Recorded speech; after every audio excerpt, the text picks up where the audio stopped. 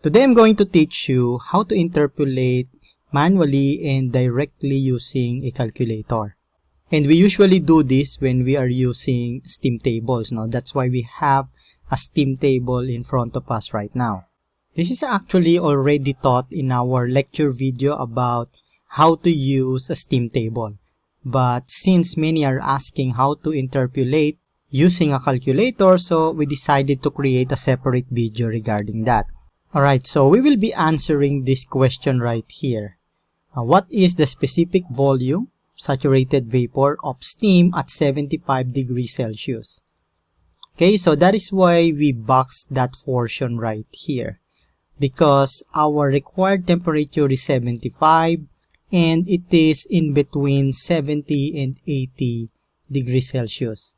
Okay, so we need to find the specific volume of our saturated vapor at 75 degrees Celsius, but it is in between 70 and 80, so we will not be able to get the value directly using the steam table, so we need to interpolate. Okay, so using this table right here, I just rewrite what is given to us in our steam table. So our temperature is at 70 and 80, and we need to find the specific volume at 75. So our temperature is between 70 and 80. So we have that here in our table.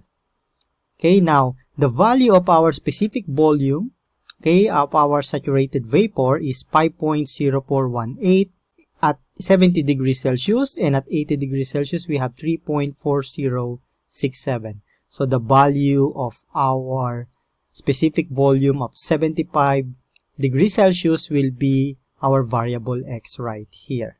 Right, so first let us show you how to calculate this manually. Well, what we have to take note is that in creating an equation for our interpolation, we need to use the same pattern in our specific volume as the pattern that we use in our temperature. So let me show you that. For example, in our specific volume, we are looking for our variable x.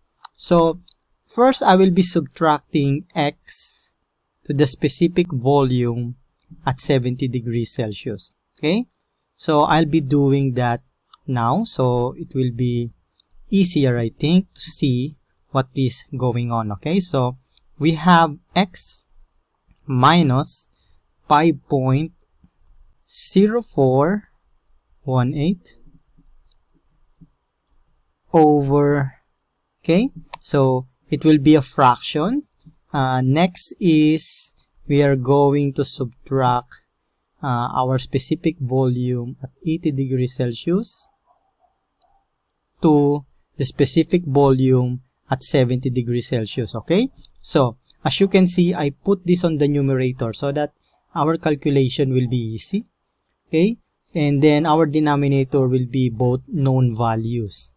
Okay, so we will have here at our denominator 3.4067 minus 5.0418. Okay? Okay, so that's all what we need to do in our specific volume. But on the right side of our equation, we have to do the same to our temperature. So we will be using the same pattern. As you can see in our numerator, we have x, which is this x, minus 5.0418. So on temperature, it will be 75 minus 70. We'll be using the same pattern here, as you can see what I'm writing here now. So on this right side of our equation, on our numerator, it will be 75 minus 70. Okay, so this is the same pattern as what we use in specific volume. So now, on the same manner for our denominator, on our temperature, we will be doing the same pattern as what we did in specific volume. So we will be subtracting 80 to 70. Okay, that will be in our denominator. So we have 80 minus 70. Okay, so that's what's important here when doing interpolation. You have to do the same pattern as what you did on the column having the unknown value to the column with everything is known, okay? All of our values are known. Alright, so as you can see, we have now an equation having variable x. So once we solve for the value of x, we already got the specific volume of our steam saturated vapor at 75 degrees Celsius, okay? So in order to reduce the numbers that we are seeing right here, so it's better if we already calculate these values, okay? So in our numerator, we have x minus 5.0418. Okay, now in our denominator will be this one. So let us solve this so that it will not be congested with numbers. Now we'll be having a more simple solution. So we have 3.4067 minus 5.0418. So in our denominator we have negative 1.6351. Okay, now in here in our temperature side, we have in our numerator 75 minus 70 will be 5, and in our denominator we have 80 minus 70, which is 10. Right, so now we can solve for the value of x. Okay, so we have x is equal to, okay, we have 5 in our numerator, but we will be transposing this negative 1.6351 to the numerator. So we have negative 1.6351, okay, divided by 10. But we have minus 5.0418 here, so transposing it to the right, it will be plus 5.0418. Okay, so now we can solve for the value of x. Okay, and once we solve for the value of x, that will give us the specific volume that we need at 75 degrees Celsius. Okay, so we have negative 1.6351 times 5 divided by 10, then plus 5.0418. Okay, so our answer is 4.22425. 4.22425, and our unit is at cubic meter per kilogram. Okay, so that's our unit for specific volume. So this is how you calculate manually, no? Using, of course, we use the calculator in solving this, but there is another way of solving this directly in our calculator, and that's what I'm going to show you now. So the important part is always this one, right? But of course, if you already familiarize yourself in using the calculator, you won't be needing to write this anymore because you can write it directly in our calculator. So let me show you how to do that. So again, let us have our calculator here. Okay, so what you're going to do is just copy this. So if you can see the button right here, this is to create a fraction. Okay, so we'll be using this button. So now we have a fraction. So we're going to enter our values here.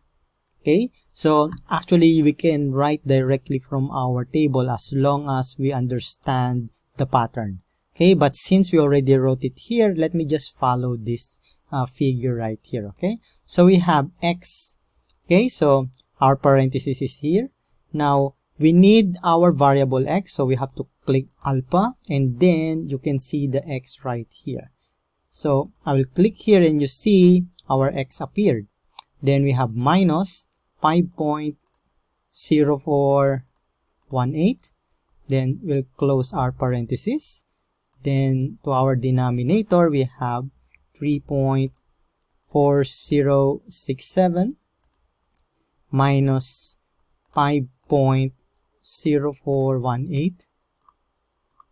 Okay, and I'm going to click on this direction pad here on the right.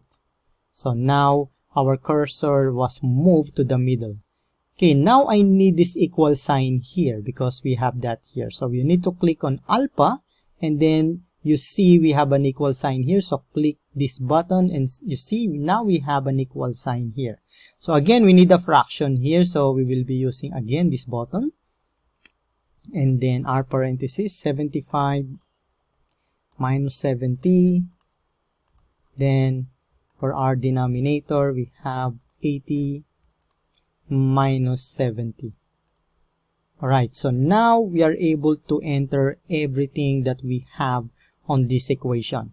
The next step is to click on solve. As you can see on this same button, on the upper left, you have solve right here. So we're going to solve for the x. So you need to click on shift and then click on solve. But actually, this is not the final answer here. Sometimes the number is appearing different. It's just so happened that because we already calculated that down here, no? But this is not actually the actual answer. You need to click on the equal sign here. So once you click on the equal sign, you see you have that value here. X is equal to 4.22425, which is the same as our answer right here. So basically, that is how you use your calculator for interpolation. Okay, so after you enter the complete equation here, you will click on shift and solve. Then click on the equal sign to get this answer. So you have x is equal to 4.22425, which is the same as our answer. Alright, so I hope this helps because many are still asking how to interpolate manually and how to use the calculator directly to perform interpolation.